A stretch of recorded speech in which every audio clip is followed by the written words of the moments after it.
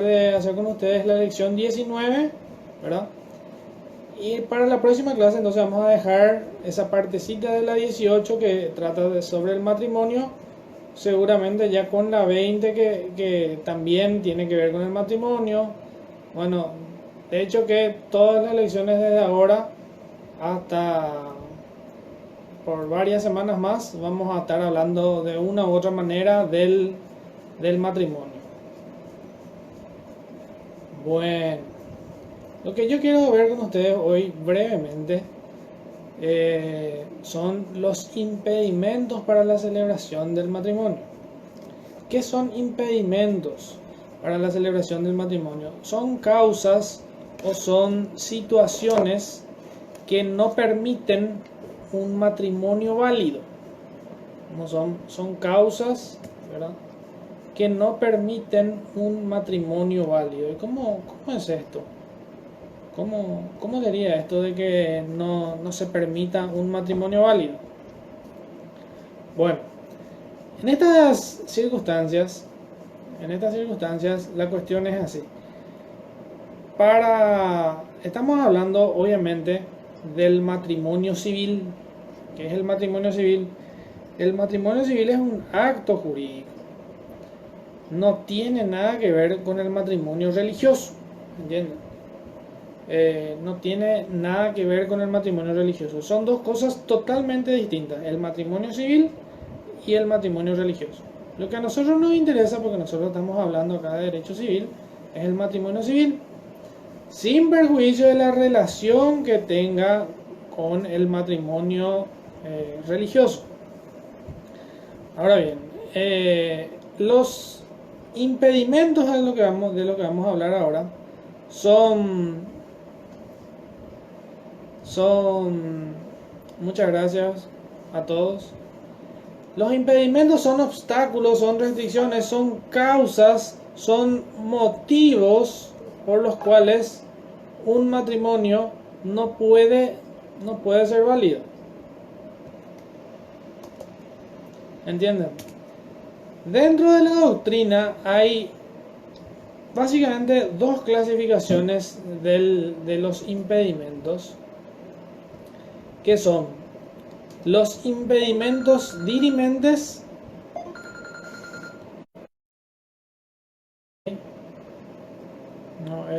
Me estaban llamando, pero no voy a atender. Estoy en clase. Bueno, los impedimentos dirimentes y los impedimentos impedientes. Y también la clasificación de los impedimentos absolutos y de los impedimentos relativos. Entonces,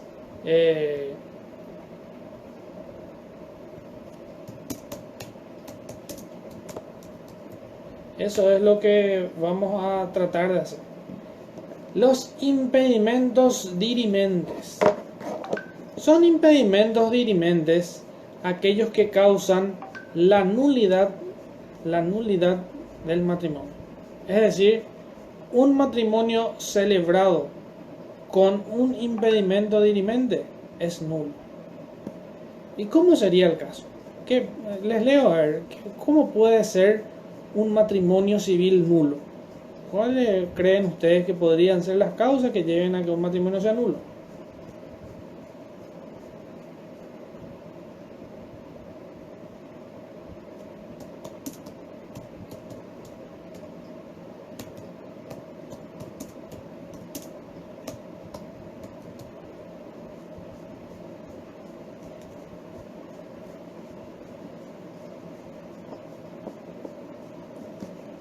A ver, ¿qué dicen ustedes? ¿Por qué un matrimonio podría ser nulo? Una de las personas ya estaba casada anteriormente con otra. Excelente. Ya está casado, sí. ¿Cómo se llama eso normalmente? ¿Cómo se le suele decir a eso? Tiene un nombre famoso que se le dice. Seguís casado sin divorcio y te casás de nuevo. A la pucha. Ustedes son mortales. Pero la verdad que es cierto, acá en nuestro país la gente no se quiere divorciar.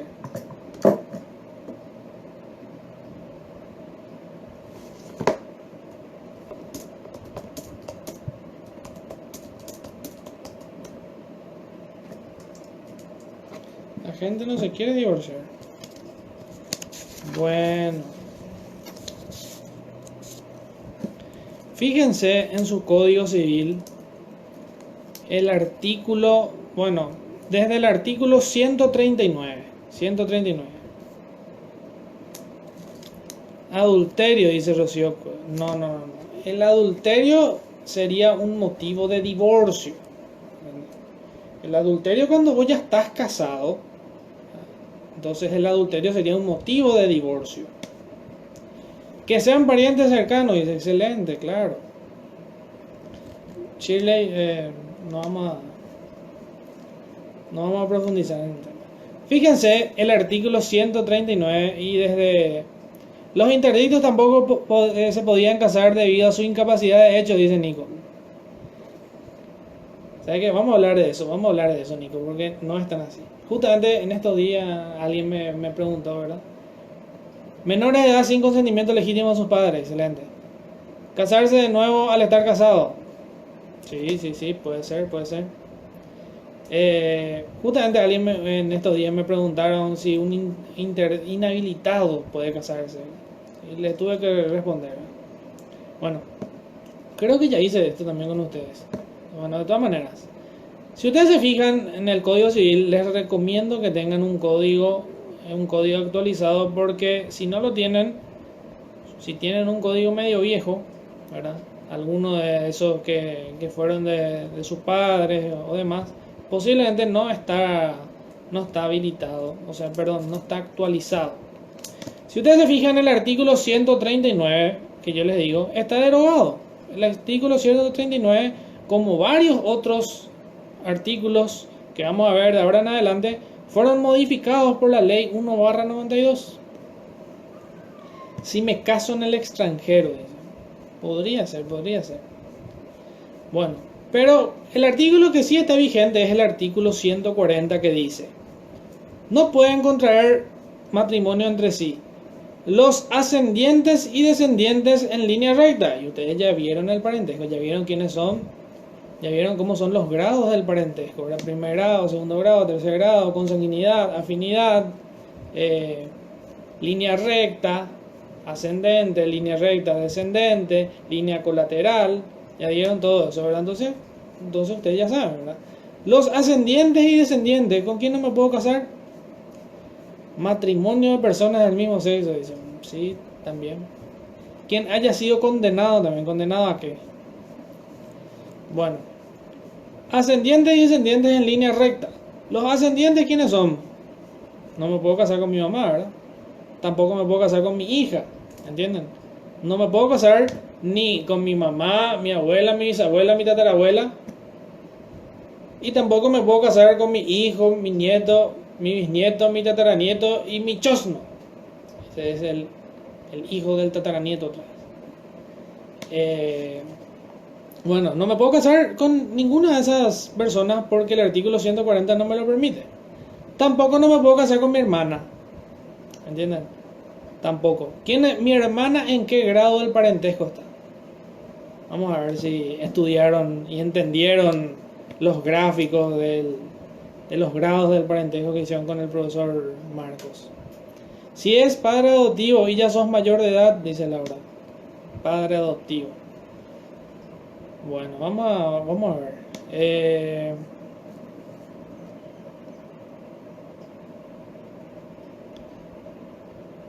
Sí, Luján, por ahí va la cuestión. ¿Cómo se llama el hijo del tataranieto? Chosno. No me pregunten de dónde saqué, pero con Z es. A ver. Si es padre adoptivo y ya sos mayor de edad, o sea, si te querés casar con tu padre adoptivo. Bueno, tu padre adoptivo es como si fuera tu padre biológico. Desde el momento de la sentencia de adopción, es como si fuera tu padre biológico. O sea, sería el mismo impedimento. Si no te podés casar con tu padre biológico, tampoco te podés casar con tu padre adoptivo, porque tu padre adoptivo reemplazó. Acá estaba tu padre biológico y vino a reemplazar. O sea, vos nunca dejaste de tener un ascendiente, sino que tenías uno biológico y luego por esta sentencia judicial se reemplazó. Dejó de ser pariente tuyo y ahora es tu padre adoptivo. O sea, El padre adoptivo y el hijo adoptivo no tienen ninguna diferencia. Jurídicamente no existe ninguna diferencia. O sea, tu padre adoptivo es como si fuera que tu padre no sea adoptivo.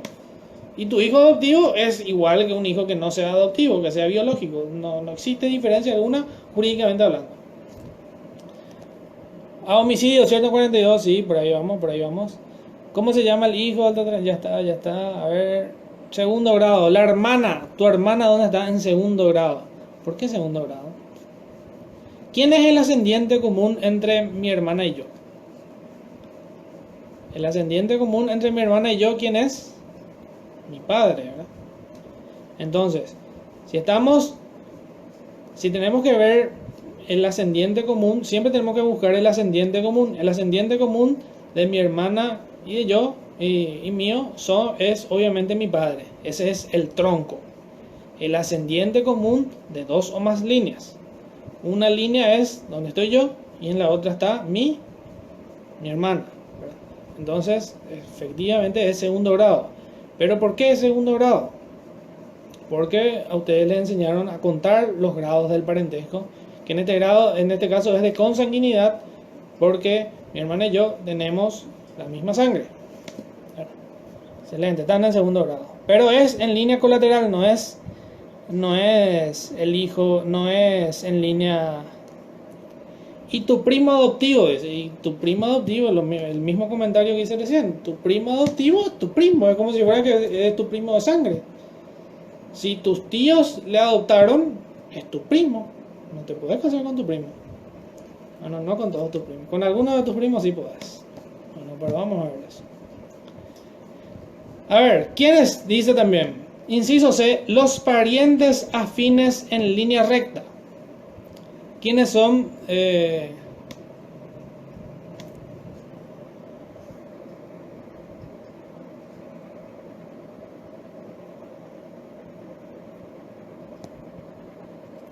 ¿Quiénes son tus parientes afines en línea recta?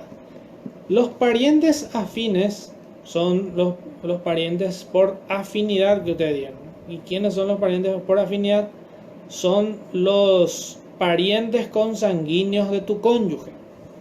Es decir, los parientes afines son el hijo de mi cónyuge, si no fuera mi hijo, el hermano de mi cónyuge, que es mi cuñado, ¿verdad? Y los padres de mi cónyuge, que son mis suegros. Entonces, esos son mis parientes afines en línea recta. Tampoco me puedo casar con ellos. Luego dice el inciso D. Tampoco pueden casarse el adoptante y sus descendientes con el adoptado y sus descendientes por el motivo que les di.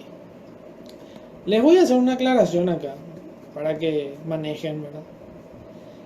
Bueno, nosotros teníamos desde el año 1980, creo, el Código del Menor. El Código del Menor. Este Código del Menor ya regulaba la adopción, pero en ese Código del Menor existían dos clases de adopciones.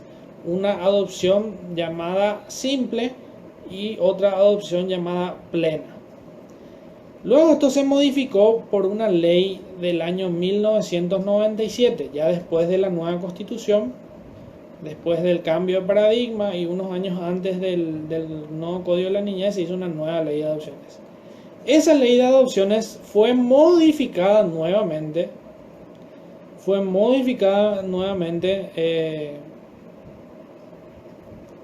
El tema de la adopción es más bien un problema de la gente en el sentido de que son los únicos que discriminan, dice Claudia. Sí, puede ser, es una cuestión más bien social, ¿verdad? Más bien social, porque jurídicamente prácticamente no hay diferencia. Cuando estén en el último año y den derecho hereditario, se van a dar cuenta de que existe todavía una mínima diferencia. Existe todavía una mínima diferencia, pero no en cuanto a la porción hereditaria, no en cuanto a la porción. Tienen los mismos derechos que los hijos biológicos, ¿verdad? Existe una pequeña diferencia, ¿verdad? Todavía que incluso el código se modificó en favor de todos los hijos. Porque anteriormente también había en nuestro código, originalmente, el código de 1985 originalmente tenía una distinción no solamente con los hijos adoptivos, sino también con los hijos, como le decían antes, los ilegítimos, que son los hijos extramatrimoniales. Los matrimoniales tenían más derechos que los extramatrimoniales. Pero todo eso se fue modificando con el tiempo, y que una mínima diferencia que me imagino yo fue simplemente una omisión, ¿verdad? Pero en alguna próxima modificación yo creo que ya... De todas maneras, en la práctica no tiene mucha relevancia esto que se quedó sin modificar. Bueno, el adoptado con el cónyuge del adoptante. Imagínate vos que el hijo al que vos le adoptás se quiere casar con tu esposa, ¿eh? Qué lindo, ¿eh? Ni este con el cónyuge de aquel, tampoco se puede de manera viceversa. Tampoco se pueden casar los hijos adoptivos del mismo adoptante entre sí. Vamos a suponer que yo adopto dos niños, o sea, un niño y una niña, ¿verdad? Bueno, ellos tampoco se pueden casar entre ellos, ¿entienden? Tampoco se pueden casar.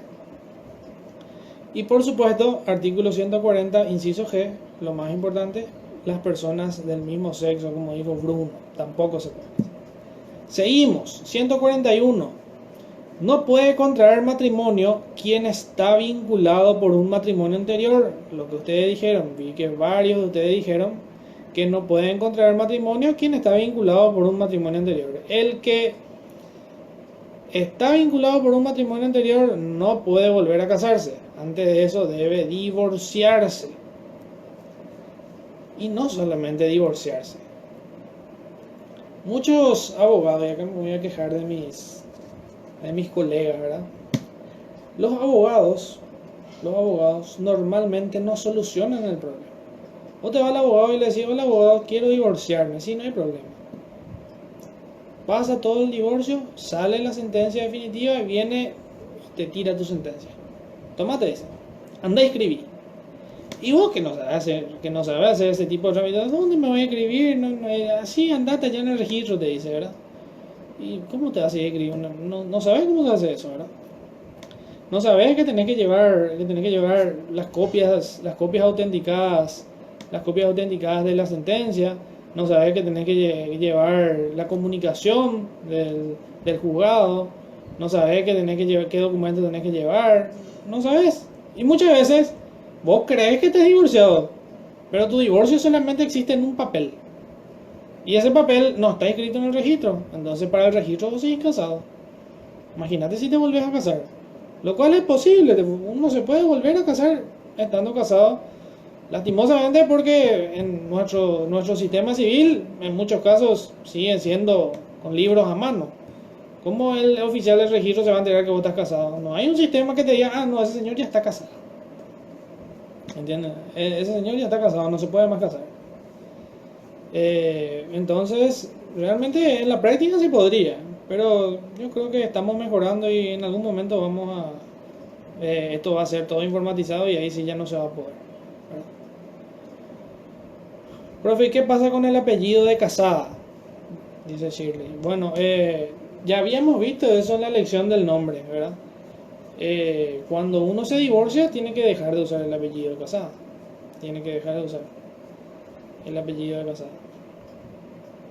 Bueno, el 141 dijimos: no se puede contraer matrimonio quien está vinculado por un matrimonio anterior. Esto se llama en la doctrina, noten ahí en su código, esto se llama impedimento de ligamen. Va a ejercer la impedimento de ligamen, que estoy ligado por un matrimonio anterior y por lo tanto no me puedo volver a casar. ¿En qué unidad ya estamos? 19. Bueno, seguimos. 142. No pueden contraer matrimonio entre sí las personas de las cuales una ha sido condenada como autor o cómplice de homicidio consumado, frustrado o tentado del cónyuge de la otra.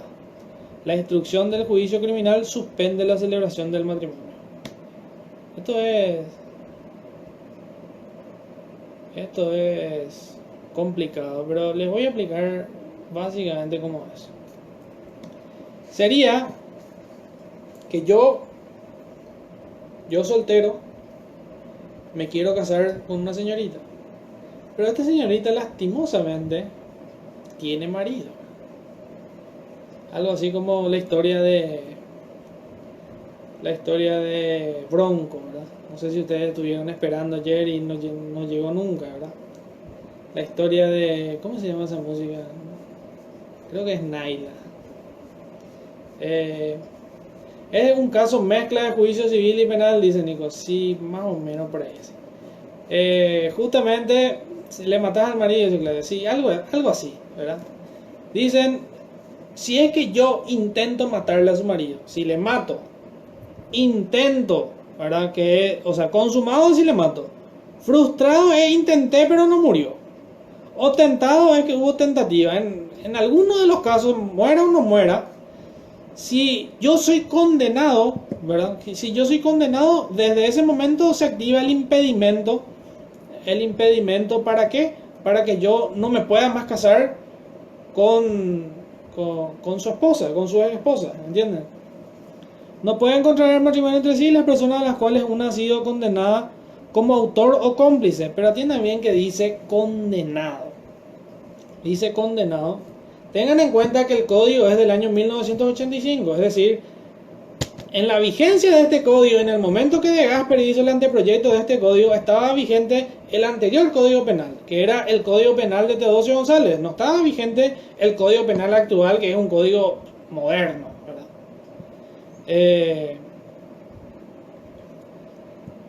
Pero dice que haya sido condenada, ¿verdad? No dice que haya sido imputada. Porque ahora, por ejemplo, por este tema de las mascarillas, camas y todo lo demás, hay imputación. Y nosotros como sociedad quizás ya le condenamos a esta gente, ¿verdad? Pero eso recién es la primera parte. Tiene que haber imputación. Ahí hay un proceso, hay un lapso de investigación que puede ser de 6 meses, aunque se puede volver a ampliar. Luego se tiene que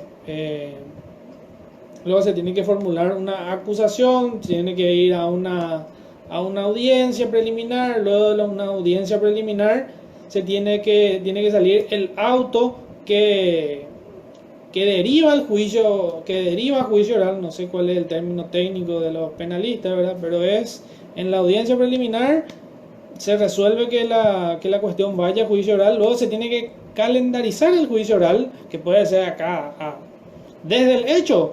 Pueden pasar mucho tiempo, pueden pasar 2 años, pueden pasar 3 años.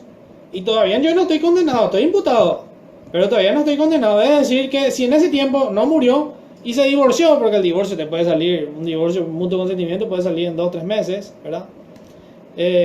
Y un divorcio por la causal le puede salir en 1 año, en 2 años. O sea, antes de que a mí se me condene por el juicio penal, yo me puedo casar.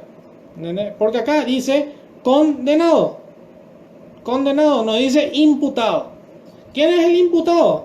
Y el imputado hay un documento, ¿verdad?, que se llama acta de imputación, donde dice que a fulano tal se le imputa la comisión de este hecho punible. En este caso sería, no sé, homicidio, artículo 105 del Código Penal, ¿verdad? En la preliminar se cocina ya siempre, y sí, en la práctica. Claro, en la audiencia preliminar hay varias salidas, ¿verdad? O en la preliminar, o nos vamos a juicio oral, que son para los casos que, así como dice la compañera, que no se llega a un acuerdo, o se pueden llegar a unos acuerdos amistosos, tales como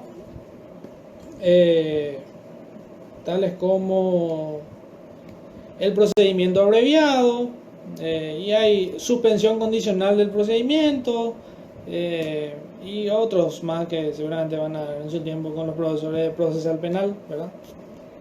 Pero sí, de esa audiencia preliminar pueden salir distintos acuerdos entre las partes, ¿verdad?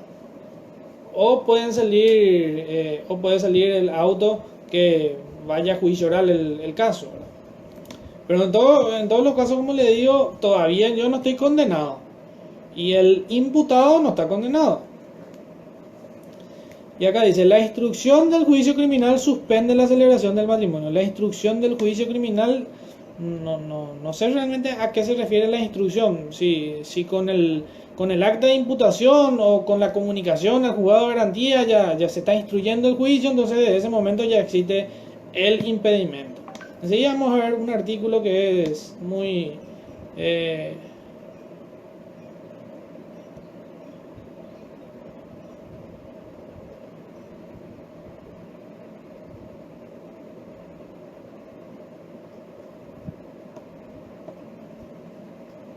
vamos a ver un artículo que es muy parecido a eso. ¿Qué es lo que no sabes? Bueno, artículo 143. Creo que ya les había leído cuando vimos esta lección. Que dice, no puede contraer matrimonio el interdicto por enfermedad mental, ni el que por cualquier causa hubiere perdido el uso de su razón que le suma en inconsciencia aunque sea pasajera. Si nosotros nos vamos por este artículo 143, decimos, no puede contraer el matrimonio el interdicto. Ah, cierto, vas a decir. Entonces, el interdicto no puede. Perfecto, felicidades. Solucionamos ahí. Pero, si nos vamos un poquito más allá,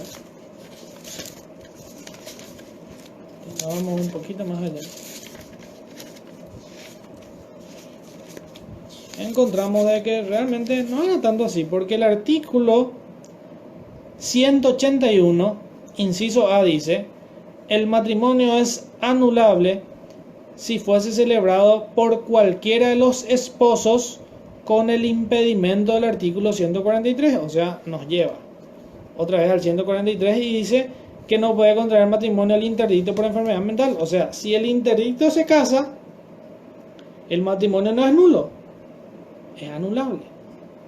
¿Y cuál es la diferencia entre el nulo y el anulable? Bueno, hay varias diferencias que vamos a ver en la lección que trata sobre la nulidad del matrimonio, ¿verdad? Pero básicamente les digo que el acto nulo no puede ser subsanado. Sin embargo, el acto anulable sí puede ser subsanado. Bueno, 143 vimos. Luego son cuestiones que tienen que ver con ya la nulidad. Así que vamos a pasar a la ley 1/92. La ley 1/92 a partir del artículo 17. Y atiendan bien porque ese artículo 17 fue modificado por la ley 5419 del año 2015. Si su código no dice que ese artículo 17 de la ley 1/92 está modificado por la ley 5419/2015, bueno, guarden ese código, así como lo que yo tengo ahí arriba, ¿verdad? Guarden ese código y déjenlo como recuerdo, ¿verdad? Porque para la práctica ya no les sirve. Este artículo 17 dice que no pueden contraer matrimonio las personas que no hayan cumplido, atiendan bien, 18. No, Dani, no es así. El 143 dice que está prohibido. Pero ¿cuál es la sanción a esa prohibición? No es la nulidad, es la anulabilidad. O sea, el matrimonio no es nulo, es anulable. Es decir, se puede celebrar, pero después las partes pueden reclamar la nulidad, pueden demandar la nulidad, ¿se entienden? Es decir, se puede, un acto anulable se puede realizar. Se puede realizar. Bueno, el artículo 17 dice, no puede contraer matrimonio las personas que no hayan cumplido 18 años de edad, con la excepción establecida en el artículo 20. Anteriormente habían distintas edades para contraer matrimonio, pero este artículo, que es el que está vigente hoy en día, dice que para contraer matrimonio se requieren 18 años de edad. Se requieren 18 años de edad, con la excepción del artículo 20. Y el artículo 20 dice, Si los menores se casaren sin la necesaria autorización, quedarán sometidos al régimen de separación de bienes hasta cumplir la mayoría de edad. Bueno, según el artículo 17, si yo tengo menos de 18 años, no me puedo casar. Pero si me caso, ¿qué pasa? ¿Es nulo mi matrimonio? No. Sí, ley 1/92. Artículo 21. Si me caso, ¿qué pasa? ¿Es nulo mi matrimonio? No. ¿Es anulable? No. Pero tengo una sanción. ¿Cuál es? La de el régimen de separación de bienes hasta la mayoría de edad. Hasta la mayoría de edad. ¿Entienden? Bueno. Entonces, ¿me puedo no casar si tengo 15 años? Según el 17, al parecer no. Pero según el artículo 20, sí. Entonces, ¿qué es lo que vale? ¿Es nulo el matrimonio de un menor de edad? Y ustedes me van a decir, tiene que tener el permiso de sus padres. Perfecto. Venia para contraer matrimonio se llama ese juicio. ¿Y qué pasa si no lo tienen? Y bueno, tienen que tener la venia judicial. Perfecto. ¿Y qué pasa si no lo tienen? ¿Qué pasa si no lo tienen? Y bueno, se casan, pero quedan sujetos ¿a qué? Al régimen patrimonial de separación de bienes, es decir, no van a tener bienes gananciales, pero solamente hasta la mayoría de edad. Después ya pueden elegir el que desean. ¿Entienden? Entonces, ¿qué es lo que pasa? ¿Se puede o no se puede? ¿Qué dicen ustedes?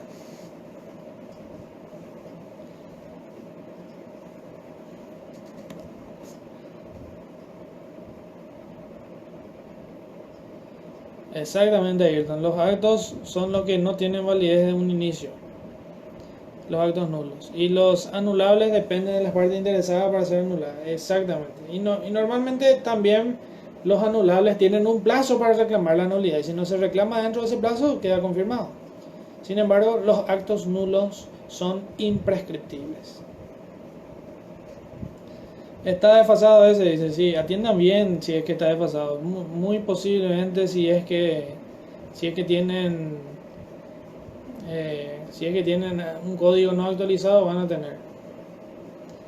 Bueno. Inciso 2 del artículo 17 dice: los ligados por vínculo matrimonial subsistente, por eso es que le dije hace rato que esto se llama impedimento de ligamen. El que está casado se dice que tiene un impedimento de ligamen. Mejor así, viene separado, dice Shirley. Sí, mejor. Vamos a ver. Les voy a contar las 1001 historias. Les voy a contar de lo que sucede con los bienes. Seguramente esa clase vamos a hacer juntos, ¿verdad? Que es la de los regímenes patrimoniales del matrimonio en la actualidad. Les voy a hacer un poco de historia y también les voy a contar los casos prácticos, ¿verdad? Seguramente en eso va a consistir el próximo trabajo práctico, ¿verdad? Que vamos a estar haciendo. Luego dice el tercero: tu código está viejito. Y perfecto, está bien. Todos los códigos viejos, nuevos, todos se aceptan. Acá tengo también yo unos cuantos vegetorios. Los que padezcan enfermedad crónica, contagiosa y transmisible por herencia, excepto matrimonio in extremis o en beneficio de los hijos comunes, dice. O sea, tampoco se pueden casar los que tengan una enfermedad crónica, contagiosa y transmisible por herencia. ¿Cómo eso?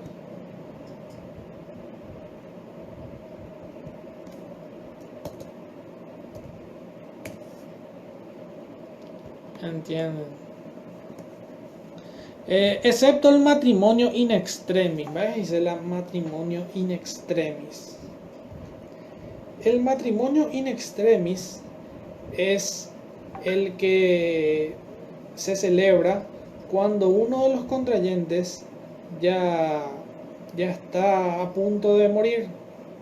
Entonces normalmente se celebran esos matrimonios con fines patrimoniales, ¿verdad? Con fines hereditarios, ¿verdad? Para que pueda obtener una pensión, ¿verdad? O alguna situación semejante. También para los que ya tenían una larga relación pero nunca se habían casado, entonces deciden casarse para que los hijos sean matrimoniales, ¿verdad? Y para las cuestiones hereditarias, ¿verdad? De todas maneras, hoy en día prácticamente no existen distinciones entre el cónyuge y el concubino. O sea, si el concubino tiene todas las de la ley, la única diferencia sería que tiene que reclamar eso en un juicio, ¿me entienden? Ya sea en vida o post-mortem. Sin embargo, el cónyuge, como ya celebró un matrimonio, simplemente presenta su certificado de matrimonio y ya está. Sin embargo, el concubino tiene que hacer un juicio previo para después presentarse a la sucesión. Aparte de eso, no hay distinciones. Incluso les voy a contar un secreto. El concubino en ocasiones tiene más derechos que el cónyuge.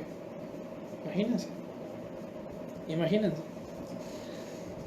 Se puede decir en beneficio de su hijo. Dice, a ver, ese matrimonio es el único que se puede realizar ahora durante la cuarentena. Y no sé si es el único que se puede realizar durante la cuarentena. Es una cuestión para analizar. Podría ser. Bueno, siguiente, inciso 4. Los que padezcan de enfermedad mental crónica que les prive del uso de la razón, aunque fuere en forma transitoria. Y yo les pregunto, ¿qué es eso?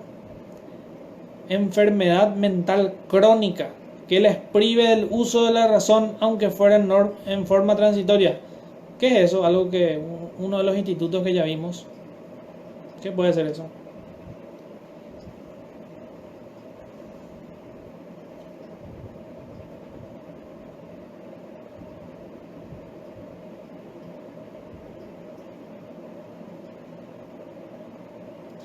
Interdicto, exactamente, el interdicto. Bueno, ya que encuentro acá, les voy a mostrar. Miren lo que me fui a comprar ayer. Imagínense, ¿cómo me van a vender esto? Yo quería el que es así de largo. Y me dicen, no, este es lo que tenemos. Me dicen, ¿qué esto? ¿Un juguete? Esto no puedo ni poner acá, pero no sé qué es lo que es esto. Pero un inhabilitado sí, dice. Y sí, el inhabilitado no tiene ningún impedimento de esto, ¿no? Pero atiendan bien, el inciso 5 dice: los sordomudos, ciegos sordos y ciegos-mudos, atiendan bien, que no puedan expresar su voluntad de manera indubitable. Porque el sordo-mudo, el ciego-sordo o el ciego-mudo, si puede darse a entender, es una persona totalmente capaz. Ustedes vieron en los artículos 37 y 38 quiénes son los incapaces absolutos y los incapaces relativos. Y cuando hablábamos de los sordos mudos, decíamos lo que no saben darse a entender.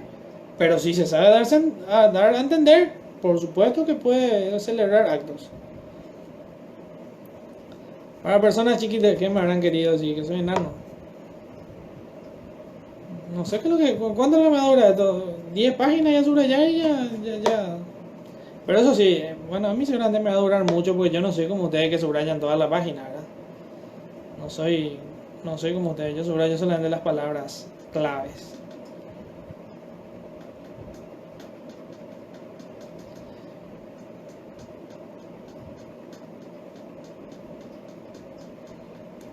Bueno, los sordos mudos, ciegos sordos y ciegos mudos que no puedan expresarse su voluntad también no pueden encontrar matrimonio porque, por supuesto, que son incapaces. Ahora bien, artículo 18. Este artículo 18 se parece mucho al que ya habíamos visto, el artículo 140 del Código Civil. No pueden encontrar matrimonio entre sí. Dice: los consanguíneos en línea recta, atiendan bien, matrimonial o extramatrimonial, y los colaterales de la misma clase hasta el segundo grado. Estos entonces no pueden contraer matrimonio. línea recta matrimonial o extramatrimonial, y los colaterales hasta el segundo grado. ¿Quién está en segundo grado? El hermano, ¿verdad? El hermano está en segundo grado. Segundo grado de afinidad, ese es. Perdón, segundo grado colateral. Luego están los afines en línea recta, dicen. Los afines en línea recta. El tercero dice, el adoptante y su descendiente con el adoptado y sus descendientes. Luego, el adoptado con el cónyuge del adoptante, ni este con el cónyuge de aquel. Los hijos adoptivos del mismo adoptante entre sí, y con los hijos biológicos del adoptante, le agrega acá. ¿Será que hubo casos en donde un hijo adoptivo se casó con el hijo biológico? Yo creo que no se podría, porque al fin y al cabo son... Pero como les digo, mientras los registros civiles sigan siendo en papel, todo esto va a seguir pasando.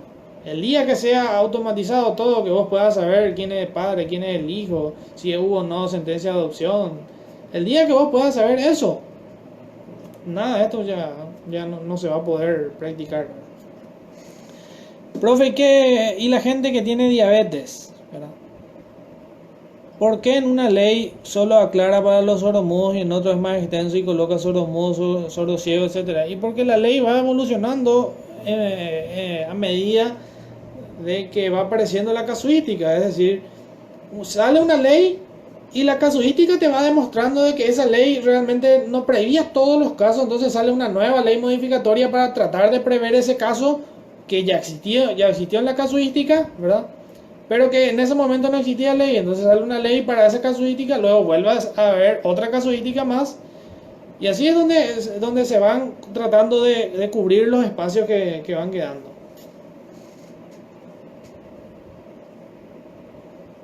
No te va a pedir tu análisis, dice Claudia. Es cierto, que no conozco un oficial del registro civil que te pida tu análisis para ver si tenés VIH o alguna otra de estas enfermedades que están diciendo acá. ¿Cómo el oficial va a saber? No sé, creo que... Por lo menos en nuestra situación actual, yo creo que difícilmente lo sepa.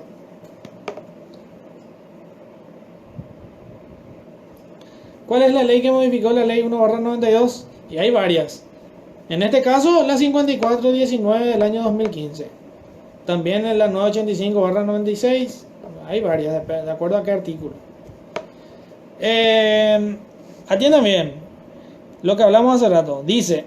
Nuevamente dice, el condenado como autor, instigador o cómplice del homicidio doloso, dice acá, consumado, tentado o frustrado de uno de los cónyuges respecto del otro cónyuge. ¿Se acuerdan que en el artículo anterior, que era el 142 creo, no decía doloso, decía del homicidio nomás? Y acá ya le meten doloso. O sea que puede ser, en el otro podía ser un domicilio culposo, por ejemplo. Pero acá exige que sea doloso y ahí se complica más todavía la cuestión. Si ya era algo complicado, acá se complica más todavía. Luego dice, el raptor con la raptada mientras subsista el rapto o hasta que hayan transcurrido 3 meses desde el cese de la retención violenta. Si ustedes me dicen cómo se llama este inciso 5 del artículo 18 en la psicología, les voy a regalar uno igual a este. Pero así de chico, no el grande, así de chico. Con COVID y todos se casan. Síndrome de Estocolmo, excelente, así mismo. Síndrome de Estocolmo se llama. El que se casa con su raptor. Quiere decir que ustedes tienen muchas armas, porque imagínense, le pueden secuestrar y después le va, no sé cómo se explica esto en la psicología, ¿verdad? Pero les va teniendo un cariño tanto que se quiere casar con ustedes, ¿verdad? La Casa de Papel, dicen, jamás vi, ni lo volveré a ver. Bueno, tampoco entonces pueden contraer matrimonio entre sí por el síndrome de Estocolmo. Artículo 19, seguimos. el tutor o curador con el menor o incapaz hasta que el primero hubiese cesado en sus funciones y fueran aprobadas las cuentas de la tutela, o en el segundo caso, que el incapaz recupere la capacidad y asimismo sean aprobadas las cuentas de la curatela. El que infrinja esta disposición perderá la retribución a que tuviese derecho sin perjuicio de la responsabilidad que hubiese de derivar del mal ejercicio del cargo. Bueno, acá está la cuestión que habíamos visto, creo que allá en la lección 9, 10, ¿verdad? Del tutor y del curador. ¿Qué diferencia hay entre tutor y curador? Bueno, el tutor, o sea, ambos son instituciones de protección. ¿De quién? De un incapaz. El tutor es de un menor de edad, ¿verdad? Cuando éste no está sujeto a la patria potestad. Y el curador es el de también un incapaz que es interdicto o inhabilitado. El interdicto o el inhabilitado tiene que ser mayor de edad. ¿Por qué no puede ser menor de edad? Porque el menor de edad ya tiene una incapacidad. Entonces, ¿para qué le vamos a dar otra incapacidad? ¿Para qué le vamos a dar otra incapacidad? ¿Qué pasa? Los comentarios salen más rápido. Que talento en internet, díganme, le voy a sacar el internet a los gatos. ¿O qué me dicen? Concuerdo con qué. Bueno, entonces, si es que ya tiene una incapacidad, ¿para qué le vamos a dar otra incapacidad? Entonces, el menor de edad, lo único que puede tener es un tutor. Un tutor. ¿Qué pasa con los hermafroditas? Son del mismo sexo. No sé si estuvieron leyendo, en esta cuarentena estuvieron leyendo mitología griega o qué, ¿verdad? Pero jamás. Esas son las preguntas de los casos imposibles, ¿verdad? ¿Sería estúpido incapacitarle 2 veces? Claro, por supuesto. Dejarle a tu gato en paz. No, ellos están en paz todo el día. Hace esto de madrugada cuando se pelean y echan todo, ¿verdad? Tutores se encargan de los menores y los curadores de personas incapaces mayores de edad. Excelente, así mismo. Si una persona fuera adoptada y quisiera contraer matrimonio con un consanguíneo. Si una persona fuera adoptada y quisiera contraer matrimonio si es con su hermano, no puede. No puede. Simplemente no puede. Porque, insisto, el adoptado es como si fuera que es tu pariente de sangre. Tiene el mismo vínculo jurídico.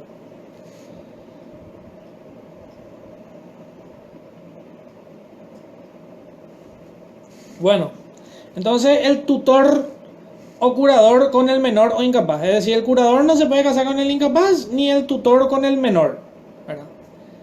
Ni el tutor se puede casar con el menor. ¿Hasta cuándo dura la incapacidad? Hasta que recupere la capacidad o hasta que sean aprobadas las cuentas de la curatela, dice. Pero, atiendan bien, ¿qué dice? El que infrinja esta disposición perderá la retribución a que tuviese derecho, sin perjuicio de la responsabilidad que hubiese de derivar del mal ejercicio del cargo. Es decir, el que no cumple este primer inciso, ¿su matrimonio es nulo? No. ¿Es anulable? No. Va a tener una sanción de índole patrimonial. No va a tener derecho a cobrar los honorarios que debería cobrar. Entonces, ¿puede o no puede contraer matrimonio? ¿Qué dicen? ¿El tutor o el curador se quiere casar? ¿El tutor se quiere casar con el menor? ¿O el curador se quiere casar con el incapaz? ¿Se puede? Y claro que se puede. Acá no hay, este artículo no está penado con nulidad, no te dice que si no haces, o sea que si haces, va a ser nulo. Te dice que en el caso de que se infrinja, ¿qué va a pasar? Se perderá la retribución. Tiene una sanción de índole patrimonial. ¿Entienden? Mismo caso, y acá vamos a, si estábamos en clase, acá nos gritábamos todo, Dice, la viuda hasta que no transcurran 300 días de la muerte de su marido, salvo que antes diera luz. Igual disposición se aplica en caso de nulidad del matrimonio. La viuda no puede volver a casarse hasta que transcurran 300 días de la muerte de su marido. Es decir, si mi marido murió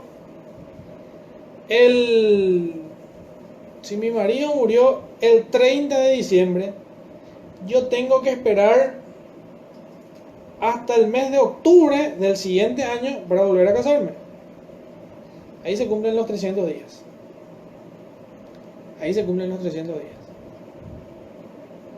Tengo que esperar hasta ese momento. Salvo que antes diera luz, dice. ¿Por qué? Y ustedes me van a decir acá, no, pero este artículo es machista, me van a decir. ¿Por qué es machista? Y porque dice la viuda. ¿Por qué no dice el viudo también? ¿Qué pasa si mi esposa se muere? Entonces yo me quedo viudo, yo no me puedo casar. Pero realmente no es así. El artículo no tiene nada de machismo.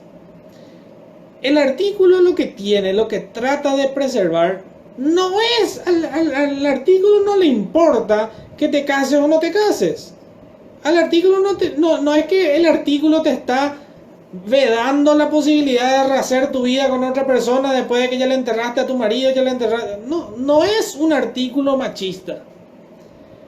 El artículo que quiere es que no exista controversia de filiación. ¿Por qué?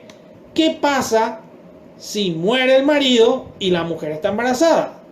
Entonces, lo que el artículo trata de hacer es de que no se case. ¿Para qué? Para que no haya problema de si el hijo es del muerto o es del vivo.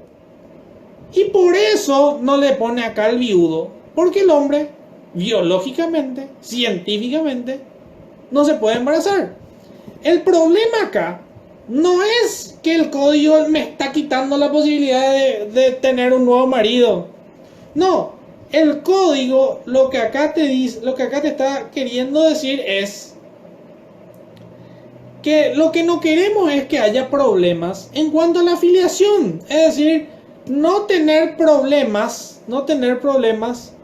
de acuerdo a si es el hijo es o del muerto o es del vivo. Dice entonces, la viuda hasta que no transcurran 300 días de la muerte de su marido, salvo que antes diera luz. Si da luz, ya no hay problema sobre la filiación, entonces ya se puede casar, ya no existe impedimento. A ver, ¿qué dice? ¿Quién pensó que iba a casar tan rápido cuando murió su marido? No, te cuento que existe. Existe ejemplos, pero cuando ya están los años, cuando ya crees que ya te pasó tu último tren o tu último tranvía, ¿verdad? Entonces ya respeten el luto por lo menos, ¿verdad? El luto se respeta, pero en la sucesión. Por eso es que la sucesión no se puede abrir antes de los 9 días, porque hay que respetar los 9 días del rezo católico. Pero nuestro código no es católico, ¿eh? Pero hay que respetar los 9 días del luto, del rezo católico, pero no es católico. No sé qué es entonces. Por si está embarazada, dice Claudia. Exactamente. El problema es solamente que esté embarazada o que... ¿Por qué 300 días? Porque 300 días es el plazo máximo del embarazo. Simplemente por eso. Florencia, vos... No, Nico, no hace falta eso. ¿Qué épico si ni cuando están casados respetan? Y bueno... Si se muere uno, se mueren dos. Así lo... Porque el hombre no respeta nada, ya entendimos. No sé.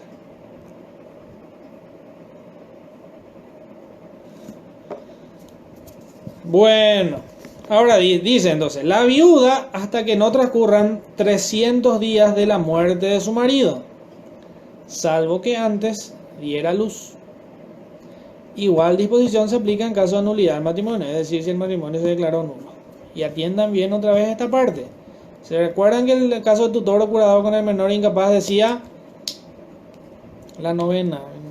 Gradería novena lo que conozco ahí. Ahí hace mucho frío. Con estas cuestiones hace mucho frío ahí. He visto que hoy cobraban su sueldo de enero. Hay mucha plata por ahí, parece ahí por novena. El caso de la viuda. Si la viuda se casa entre los 300 días, o sea, la contraventora, entiendan bien, dice, perderá como única sanción los bienes que hubiere recibido su marido a título gratuito. Es decir, ¿se puede casar la viuda? Claro que se puede. ¿Y qué es lo que va a perder? Va a perder los bienes de su marido que hubiese recibido su marido a título gratuito. ¿Y cuáles son estos? La herencia. Este artículo tiene una mejor redacción, porque este artículo realmente ya está. Sí, vamos a volver conmigo al artículo 146. El artículo 146 del Código Civil decía, bueno, dice todavía, está vigente, pero este artículo deroga tácitamente. Dice, el artículo 146 dice, la mujer que no habiendo quedado embarazada volviere a casarse antes de transcurridos los 300 días de disuelto o anulado su matrimonio, perderá los legados o cualquier otra liberalidad o beneficio que el marido le hubiere hecho en su testamento. Acá habla de la pérdida de los legados. Sin embargo, el artículo que les leí habla de perderá los bienes que hubiera recibido su marido a título gratuito. Ahora yo les pregunto, ¿qué bien se puede recibir del marido? El caso del legado, el legado es un beneficio que solamente puede estar en un testamento. Es decir, el legado es un beneficio que solamente viene el testamento. Y acá en este país, ¿quiénes son los que hacen testamento? Explíquenme. Búsquenme un ejemplo. ¿Quiénes son personas que hacen testamento en este país? Son contados los casos de testamento. Y legado, jamás en su vida habrán escuchado. Jamás en su vida habrán escuchado que alguien hizo un legado. ¿Qué es un legado? Yo haré mi testamento. Bueno, felicidades. No existen en este... A ver, le doy una... no tiene punto. Pero para cualquiera que tenga papá, mamá, hermano, tío, lo que sea, que trabaja en el tribunal, averigüen en un juzgado cuántos juicios de sucesión testamentaria hay. ¿Cuántos juicios de sucesión testamentaria hay? Prácticamente no hay. Busquen. Si tienen acceso a estadísticas de los juicios testamentarios. ¿Por qué no hay juicios testamentarios? Y porque la gente no hace testamento. Yo ni sabía que acá existía eso. Y eso. Acá en nuestro país y en muchos otros, el testamento no te permite hacer lo que querés. Vos en el testamento en Paraguay no podés decir, yo tengo 6 casas, le voy a dejar 5 casas a uno, mi hijo que nació me cuidó, y al resto de los haraganes no le dejo nada. No podés. Se anula tu testamento. El testamento tiene que observar las reglas de la legítima. Tenés que dejarle su parte, que está determinada en la ley, te tiene que dejar su parte a cada uno de los herederos forzosos. Con tu testamento vos no podés hacer lo que querés. Vos tenés que hacer otra vez lo que la ley te dice que hagas. Por eso la gente no hace testamento. Acá no vale solo el 25%, peor, el 20% nomás huevo, a veces. A veces el 20%, a veces el 50%, pero depende de qué familiares tengas. Si tenés, por ejemplo, típica persona, tiene hijos y tiene esposa, o tiene cónyuge en sí. Bueno, hijos y tu cónyuge se llevan 80% de tus bienes. Del 20 nomás podés hacer lo que querés. Solamente del 20 podés hacer lo que querés. Por falta de interés y de información, estoy de acuerdo contigo, Luján. Por falta de información. Vos le preguntás a cualquier abogado, le decís, ¿alguna vez hiciste un testamento para un cliente? No, te dice. Jamás. ¿Alguna vez viste un testamento que no se haya anulado? Porque vos podés hacer muchas cosas, ¿verdad? Yo llegué a ver un testamento, por ejemplo, que el señor dejó en un cuaderno escrito. Sin firma, sin título, sin sello notarial, sin nada. ¿Es un testamento? No, eso es lo que yo puedo hacer también en uno de estos. Acá en el fondo de mi código civil puedo decir, le dejo este código civil a fulano. ¿Y qué? No es un testamento. Un testamento con todas las de la ley, nunca vi. Mentira, una vez vi uno. Pero tampoco era un testamento completo, era una institución de heredero. Declaro que fulano tal es mi heredero y tiene derecho a los bienes relictos. Eso decía, punto. Un testamento así, donde una persona le deje todo su patrimonio de acuerdo a las partes que la ley establece para cada uno de ellos, jamás vi, jamás. Entonces, este artículo 119, inciso 2 dice: la contraventora perderá como única sanción los bienes que hubiera recibido su marido a título gratuito. ¿Qué es lo que puede recibir de su marido? Vayan a ver el artículo 44 de la ley 1/92. En la misma ley esta que estamos leyendo dice: los cónyuges no pueden celebrar los contratos entre sí respecto a los bienes propios y de la comunidad, pero podrán constituir o integrar las mismas sociedades con limitación de responsabilidad. Los cónyuges no pueden contratar entre sí. Entonces, ¿qué te puede regalar a vos tu cónyuge? Nada, es prohibido. Está prohibido la contratación entre cónyuges por el artículo 44 de la ley 1/92. Entonces, tu cónyuge no te pudo vender, no te pudo ficticiamente vender, no te pudo vender por más de que haya contraprestación económica, no te pudo donar. ¿Cómo te dio un bien tu marido o tu esposa? ¿Cómo? No se puede, está prohibido. Está prohibido, y si se hace, es un acto nulo. No se puede. Ahora, ¿cuál es la única forma entonces? Post-mortem. O sea, la herencia o el legado. El 146 del Código Civil hablaba solamente del legado. Y otras liberalidades decía. Acá, sin embargo, dice: los bienes que hubiera recibido a título gratuito. Pueden ser miles de formas de título gratuito. Pero el más común de todos es la herencia. Entonces, si no se puede, ¿para qué casarse? Si no se puede, ¿qué? Profe, pero también las formas de no dejar bienes a herederos que no querés es un proceso muy largo. La forma de no dejar bienes a herederos que no querés es un proceso muy largo. Sí, son dos juicios, o la indignidad o la desheredación, que son muy complicados, porque el que le quiere desheredar ya está muerto, ya no puede más decir por qué él le quiere desheredar. Son los otros herederos los que tienen que probar la causa de desheredación o de indignidad. Bueno, inciso tercero: el viudo o viuda que no acredite haber hecho inventario judicial con intervención del Ministerio Pupilar de los bienes que administre pertenecientes a sus hijos menores, o en su defecto que preste declaración jurada de que sus hijos no tienen bienes o de que no tiene hijos que estén bajo su patria potestad, la infracción a esta norma acarrea la pérdida del usufructo legal sobre los bienes de dichos hijos. Entonces, tampoco se permite el matrimonio del viudo o viuda que no acredite haber hecho inventario de los bienes que administre los hijos menores. Ahora, ¿se puede o no casar? Sí se puede. ¿Cuál es la infracción? Pérdida del usufructo legal sobre los bienes de los hijos.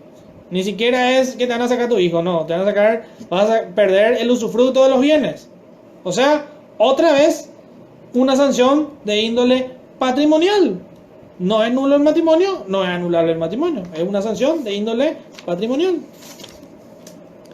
Esta disposición se aplica a los casos de matrimonios anulados y si se tratara de hijos extramatrimoniales que el padre o la madre tengan bajo su patria potestad. Bueno, para renunciar a la herencia de los padres, ¿cuál es el proceso? Para renunciar, te va al escribano y le decís, hola, quiero renunciar a la herencia. Pero una vez que tus padres ya están muertos, o sea, no puedes renunciar cuando están vivos. Cuando ya están muertos, te va y le decís al escribano, hola, te va a hacer una escritura donde vos vas a manifestar que renuncias a la herencia y luego te presentás al juicio y decís, hola, vengo a renunciar a la herencia. Renunciar a la herencia y podés ganar mucho, ¿eh? No crean que no se renuncia. Hace poco una alumna me dijo, ¿quién va a renunciar a su herencia? Me dijo, y podés renunciar a la herencia. ¿Qué pasa si la herencia tiene más deuda que viene? Renunciar. También te conviene renunciar cuando vos en vida recibiste algo de tus padres y tus otros hermanos no recibieron. Entonces, ¿qué va a pasar? Si yo me presento a la sucesión, pero yo en vida ya recibí algo de mis padres, mi padre ya me dejó una feroz empresa, ya me dejó bienes, ya me dio cosas que a mis hermanos no les dio, yo voy a perder ahí si entro a la sucesión. Mejor no me renuncio y me quedo acá con lo que tengo, si es que no hay mucho que ganar ahí, ¿verdad? Para eso hace falta justificar el motivo del por qué. No, renuncio. Tu derecho es renunciar y punto. Es un derecho patrimonial. Sí puede, pero tenés que hacerlo dentro de los plazos. Hay plazos que están en el libro quinto del código 24, 50, 60, por ahí están. Los plazos que tenés para renunciar. No es que podés. Lo que sí que les digo, tenés que apurarte. Una vez que se muere, unos días, ya tenés que ir a hacer esto en la escribanía, presentar el juicio, renunciar a tu herencia. Felicidades. Ya está. Te puede convenir mucho, ¿eh? No digan que no se hace. Bueno, artículo 20. Los menores a partir de 16 años cumplidos y hasta los 18 años necesitan el consentimiento de sus padres o tutor para contraer nupcias. Estamos hablando de los casos de los menores. Desde los 16, dice. A falta de incapacidad de uno de los padres, bastará con el consentimiento del otro. Perfecto, tiene que tener el consentimiento de los padres. Si uno de los dos es incapaz o no está, entonces el consentimiento del que está o del que es capaz. Si ambos fueran incapaces, tienen que o hubieran perdido la patria potestad, decidirá el juez de la niñez y la adolescencia, la venia judicial.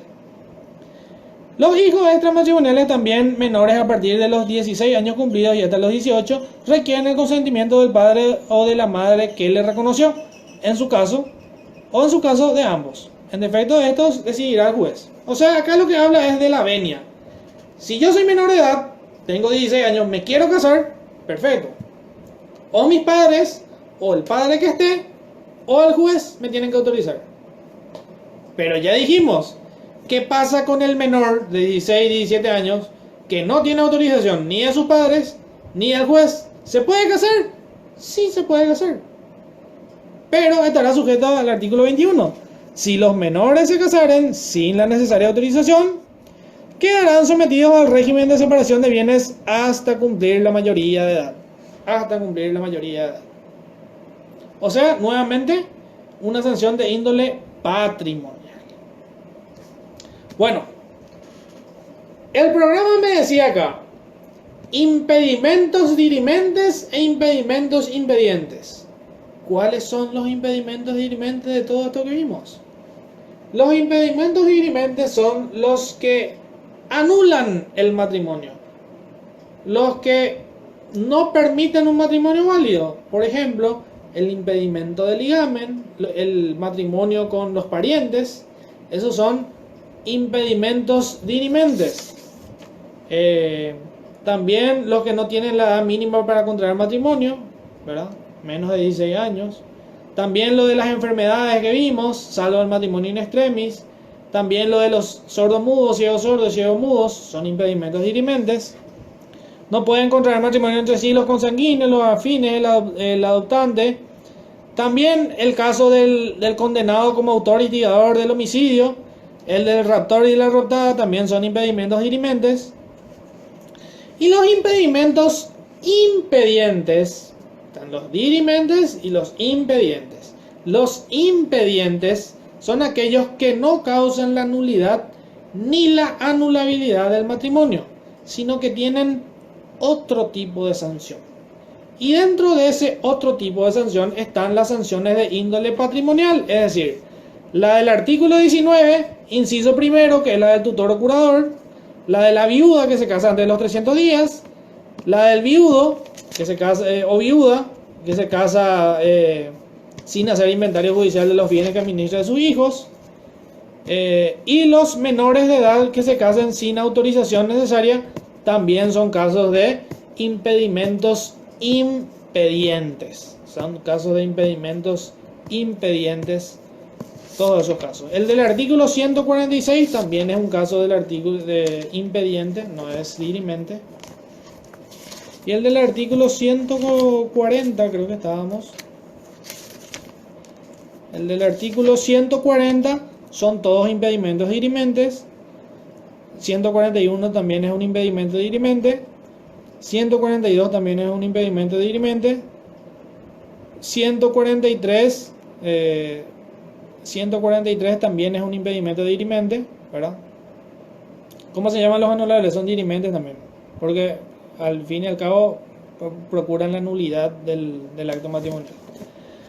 Entonces los impedimentos dirimentes son los que anulan el acto, ya sea que el acto sea nulo o anulable, o porque tienen la virtualidad que no pueden ser realizados. Sin embargo, los impedimentos impedientes no anulan el matrimonio, pero tienen otro tipo de sanción. Luego tenemos dos clasificaciones más, que son las de los impedimentos absolutos y los impedimentos relativos. ¿Cuáles son los impedimentos absolutos? Son los que no me permiten casarme con nadie. Por ejemplo, el menor de 16 años no se puede casar con nadie. Con nadie, absolutamente con nadie. Tampoco se puede casar con nadie el que tiene un vínculo matrimonial subsistente, o sea, el que tiene un impedimento de ligamen. No se puede casar con nadie, o sea, su incapacidad es absoluta. No se puede casar con nadie. Los impedimentos relativos, sin embargo, son los que no me permiten casarme con ciertas personas, pero sí con otras. Es decir, yo no me puedo casar con mi mamá, no me puedo casar con mi hermana, no me puedo casar con mi papá, no me puedo casar con alguien de mi mismo sexo, no me puedo casar si es que le maté al cónyuge con la que me quiero casar, no me puedo casar con ninguno de ellos pero me puedo casar con todas las demás personas que no están dentro de esos impedimentos. Es decir, el impedimento relativo me impide casarme con ciertas personas, pero me permite casarme con otras ciertas personas. Entonces, no me puedo casar con alguien que está casado. No me puedo casar con mis parientes. No me puedo casar con alguien del mismo sexo. Pero sí me puedo casar con el resto de las personas. ¿Se entiende? Bueno, entonces, para ver, resumiendo, los impedimentos dirimentes son los que tienen la virtualidad de anular el matrimonio. Son los casos que les dije. Los impedimentos impedientes no anulan, pero te dan otro tipo de sanción, que son las sanciones de índole patrimonial. Pierde el beneficio, los honorarios, la viuda pierde la herencia, los legados que hubiese recibido su marido, el viudo que se casa sin hacer el inventario pierde pierde la administración de los bienes, ¿verdad? El 140 pierde los legados, ¿verdad? Perdón, 146 pierde los legados. O sea, son impedimentos que, si bien no anulan el matrimonio que se celebra, tienen otro tipo de sanción. Los impedimentos absolutos son los que no me permiten casarme con ninguna persona porque soy menor de edad, ¿verdad? Menor de 16 años, que no me puedo casar con nadie, porque ya estoy casado, ¿verdad? En esos casos no me puedo casar con nadie. Y los impedimentos relativos son los que con ciertas personas no me puedo casar, pero con las demás sí. todos tenemos impedimentos relativos. No podemos casarnos con nuestra mamá, con nuestro hijo, con nuestro hermano, con alguien del mismo sexo, pero sí nos podemos casar con el compañero, con la compañera, compañero de trabajo, compañero de facultad, vecino. Con todo eso nos podemos casar. Pero con cierto grupo de personas tenemos un impedimento relativo. ¿Se entiende? Bueno, según me dijeron, tienen otra clase con el profesor César Col. Así que por mi parte es todo. Vimos hoy en todos estos artículos lo que son los impedimentos para la celebración del matrimonio. Y vamos a ver entonces, Nico dice, sí, son dos clasificaciones distintas. Por más de que los casos de repente sean iguales, las clasificaciones son distintas. No es que el dirimente es absoluto y el impediente es... No es así. No es así. ¿Entienden? El dirimente, ya les dije lo que es, el impediente es otro, el absoluto es otro y el relativo es otro. Son 4 clasificaciones distintas. Por más de que los artículos puedan entrar en un mismo artículo, puede ser a su vez impediente y puede ser también absoluto. Así.